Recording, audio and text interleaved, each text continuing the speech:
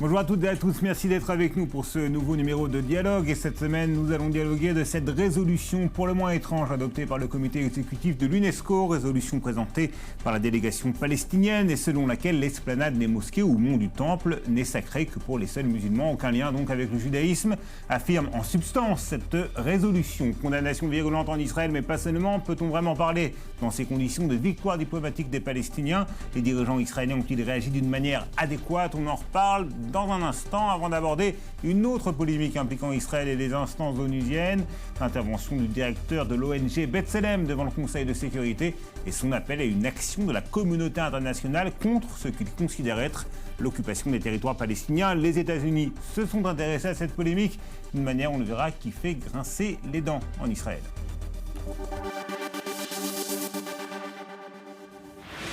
Nos débatteurs aujourd'hui à ma droite, Ali Waked, comme presque chaque semaine. Bonjour Ali. Et à ma gauche, Freddy Eitan, ancien ambassadeur d'Israël et actuel directeur du Centre des affaires publiques de l'État de Jérusalem. À ma gauche, bien évidemment, c'est une question d'emplacement géographique, hein, c'est tout. Messieurs, vous allez dans quelques courts instants nous dire tout ce que vous pensez de la polémique de la semaine, à savoir l'adoption par le comité exécutif de l'UNESCO de cette résolution palestinienne qui remet en cause implicitement le lien du judaïsme avec le mont du Temple et le mur occidental ou mur des lamentations. Mais d'abord, ce petit rappel des faits.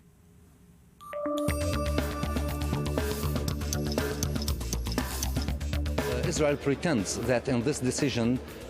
prétend qu'avec cette décision, les Palestiniens et les pays arabes nient l'importance historique de la vieille ville de Jérusalem pour le peuple juif. Le théâtre de l'absurde se poursuit à l'UNESCO.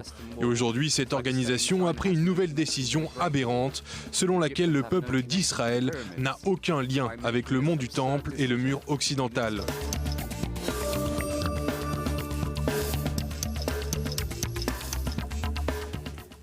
Ali Waked, ma première question sera pour vous.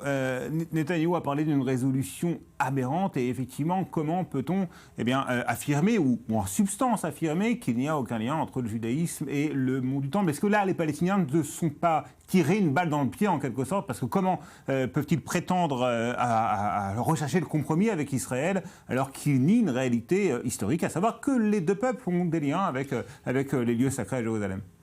Bon, je ne pense pas que les Palestiniens sont les plus fiers au monde suite à ce vote, à cette décision. Je ne pense pas que les Palestiniens, en réponse à votre question, est-ce que c'est une victoire diplomatique de leur part, considèrent que c'est une victoire diplomatique. C'est un besoin de politique interne. Depuis très longtemps, M. Abou Mazen est critiqué pour le fait qu'il a négligé Jérusalem. D'un côté, il n'y a pas de négociations israélo-palestiniennes qui ont pour but de faire avancer l'autodétermination des Palestiniens, le fait que Jérusalem-Est doit constituer la capitale de l'État palestinien. Et de l'autre côté, il est accusé qu'il néglige Jérusalem. Et donc, c'était un remède qu'il a présenté aux Palestiniens qui le critiquent. Voilà, l'UNESCO admet que les Israéliens, les Juifs, n'ont pas de lien à Jérusalem, au mont du Temple. Et ce n'est pas la chose la plus importante. La vie auprès des Palestiniens est continuée d'une façon régulière. Et je suis sûr que même le Premier ministre israélien a bien dormi le jour après. Alors justement, la réaction d'Israël, on a eu l'impression qu'Israël est monté sur ses grands chevaux en quelque sorte, alors que très clairement, il y a une majorité morale en quelque sorte contre cette résolution, puisque aucune démocratie représentée au Conseil exécutif de l'UNESCO n'a voté en faveur. Les démocraties, soit ont voté contre, elles ont été peu nombreuses, mais elles ont voté à le faire, mais elles ont voté contre les États-Unis, la Grande-Bretagne, l'Allemagne, soit elles se sont abstenues à l'image de la France ou de l'Inde. Oui, mais le vote a été adopté. Donc il y a une résolution adoptée par l'UNESCO. La vocation de l'UNESCO, c'est quoi? C'est sauvegarder le patrimoine humain, c'est sauvegarder l'éducation et effectivement faire justice et instaurer la paix entre les peuples. Et voilà que c'est une victoire. Vous parlez de victoire diplomatique palestinienne. Moi, je dirais que c'est la victoire de la bêtise, de la désinformation, de la délégitimation de l'État d'Israël. Et donc, quand on nie, quand il y a une négation de l'histoire du peuple juif au sein même de Jérusalem, 3000 ans auparavant, donc je crois que certains pays, et même les Palestiniens, peuvent se tromper à chaque fois et ils ratent à chaque fois les rendez-vous de l'histoire. Il ne s'agit pas d'adopter une résolution, il s'agit de falsifier ou de réécrire l'histoire. Et c'est là le problème. Mais encore une fois, est-ce qu'Israël a réagi d'une manière adéquate, dans la mesure où, très clairement, la majorité morale à l'UNESCO était du côté d'Israël? Elle n'était pas du côté. La France est abstenue. Elle aurait pu. Elle n'a pas approuvé la résolution palestinienne. Non, mais elle aurait pu quand même condamner, malgré les promesses. Je vous dirais qu'il y a eu un contact entre le directeur général du ministère des Affaires étrangères et son homologue français, et on avait demandé, d'une façon explicite, une condamnation de la France. Comment la France peut s'abstenir par une telle ânerie, par une telle résolution? Charles, on parle ici de la réécriture de l'histoire. Ce que la communauté internationale voit comme réécriture de l'histoire, c'est la construction permanente, la construction qui ne s'arrête pas de nouveaux logements pour des colons juifs dans la partie est de Jérusalem. Et c'est ce que la communauté internationale a voulu envoyer au gouvernement israélien, à l'État d'Israël, que quoi que ce soit, sont les initiatives de Ayelet Shaked, de Naftali Bennett, de décider qu'il y a la souveraineté absolue de l'État d'Israël sur la partie est de Jérusalem. Nous, on a les moyens à vous faire envoyer des messages comme quoi on ne sera pas d'accord avec cette politique unilatérale menée de la part de l'État d'Israël dans la partie est de Jérusalem. Je vous pose une question simple.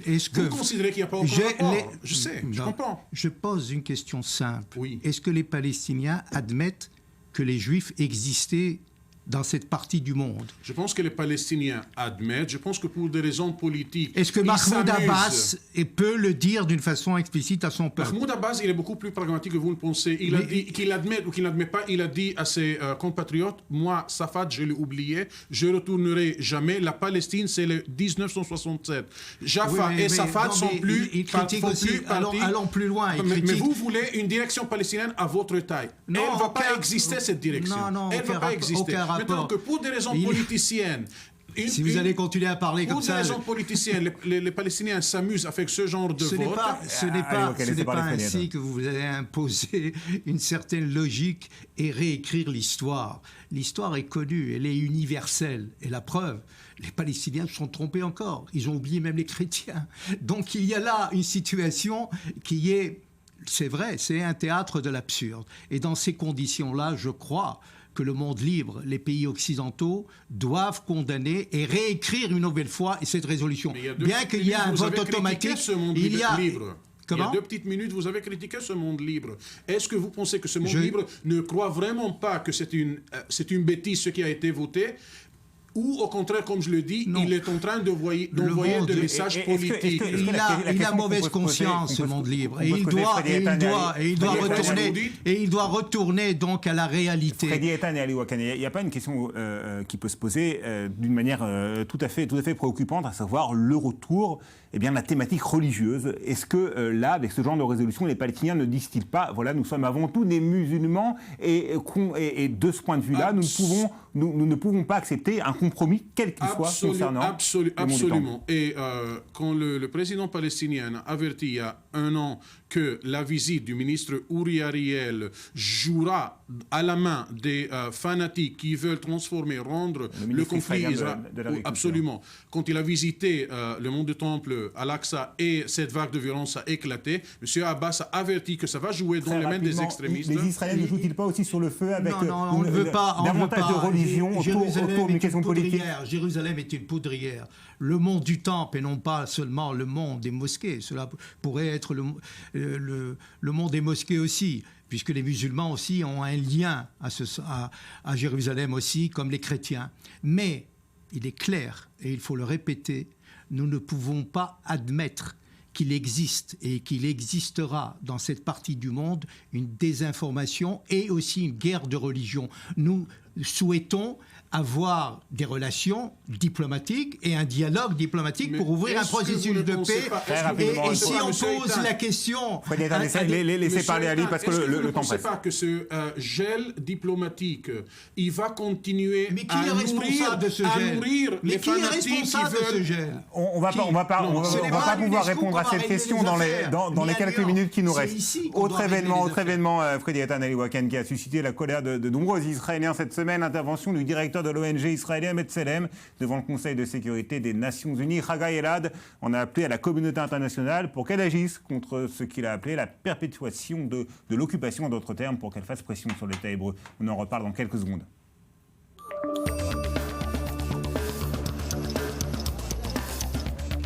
Au cours des 49 dernières années, et cela se poursuit, l'injustice de l'occupation de la Palestine et du contrôle israélien sur les vies palestiniennes à Gaza, en Cisjordanie et à Jérusalem-Est est devenue une partie de l'ordre international.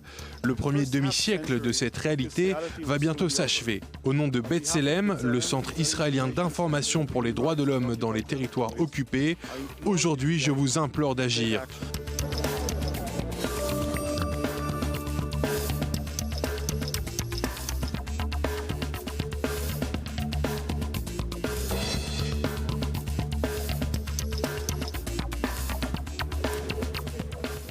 Freddy Eitan, où est le problème ? Le représentant d'une organisation qui affirme lutter, de son point de vue, contre l'occupation des territoires, déclare qu'il est contre l'occupation des territoires.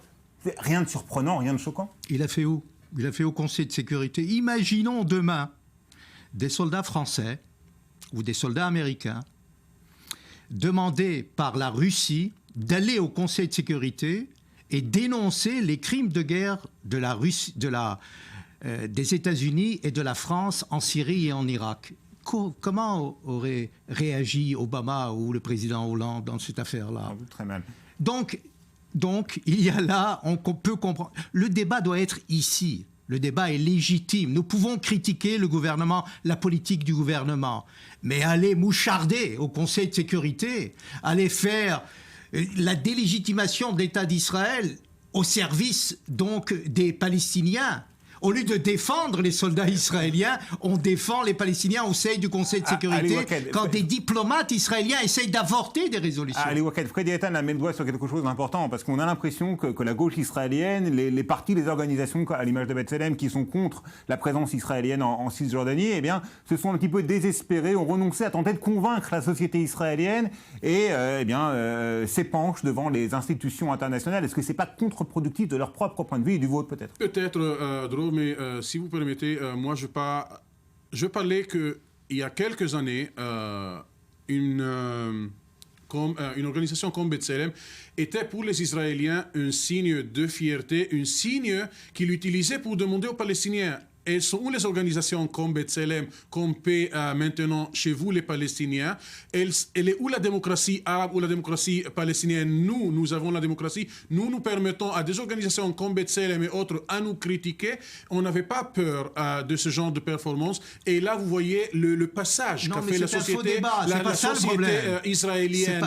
La société israélienne. Maintenant, B'Tselem, qui est financée en grande majorité par des juifs américains, par des juifs américains, par des institutions aussi des gouvernements. Qui a servi à l'armée et qui a parlé de l'occupation. Il n'a pas critiqué l'État d'Israël en tant qu'administration ici à Tel Aviv ou à Jaffa ou à Haïfa. Il a critiqué l'occupation de la Cisjordanie, de Gaza et de Jérusalem-Est. On peut critiquer l'occupation, c'est pas ça le problème. Nous connaissons la rengaine à chaque fois.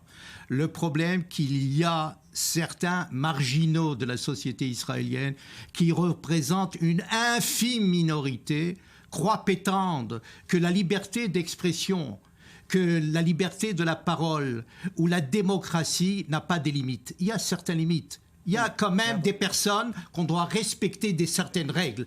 On doit aussi défendre. Et le linge sale mais est-ce que ne se lave pas au Conseil de sécurité. Ce n'est pas par moucharder. Non, ce n'est pas en mouchardant au Conseil de sécurité, je le répète, et j'ai donné l'exemple des soldats français ou des soldats américains. Ce n'est pas ainsi qu'on doit traiter l'affaire. Et B'Tselem est financé par des institutions européennes. Ça fait sourire. Vous savez, le président américain a demandé à notre Premier ministre de ne pas visiter le Congrès parler et mener son fameux discours. Et là, on se plaint. Les mêmes gens qui ont justifié ce qu'a fait M. Netanyahu en ne pas respectant les règles. Monsieur est en parler des règles. Là, du coup, les règles sont Benjamin dépassées. Netanyahu est élu. Il a été élu par les Israéliens. C'est pas le cas de Haggai Elad de B'Tselem. Est-ce que vous envisagez que M. Obama s'invite à la Knesset et mener ce discours qu'il a mené? Qu'est-ce qu'il a fait Haggai Elad? Vous savez, ce qui s'est passé, ce qui est encore plus absurde, c'est qu'on a essayé par tous les moyens de faire passer des messages. Imaginons demain que des personnes continueront à le faire au sein même des institutions internationales. Imaginons demain que des personnes qui ne refusent le pouvoir actuel au scrutin, au suffrage universel. Il ne faut pas parler devant la communauté internationale, pas du tout, qu'on soit de gauche, de droite. Est-ce qu'il a essayé de mener un coup d'État? Il a mené un discours. On peut le faire. On en arrive à la fin de l'émission. On aurait pu continuer d'en débattre pendant encore longtemps, mais malheureusement, le temps qui nous est imparti est parvenu à son terme. Merci beaucoup d'avoir suivi ce nouveau numéro de Dialogue. La semaine prochaine, nouveau numéro, même heure, même endroit.